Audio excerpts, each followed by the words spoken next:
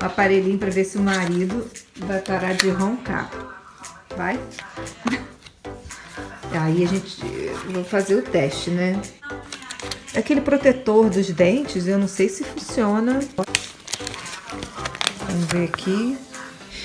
Mas essa plaquinha vai servir para relaxar os músculos e fazer com que o ar da expiração saia com mais facilidade, sem a vibração do ar. Vamos lavar aqui e vamos ver no que vai dar e eu conto para vocês.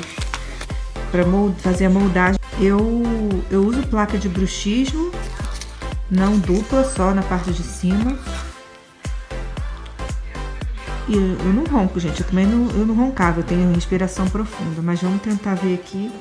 Vamos fazer essa água aqui, vamos ferver a água, acendir aqui, vamos deixar ferver e seguir as instruções. 15 a 20 segundos.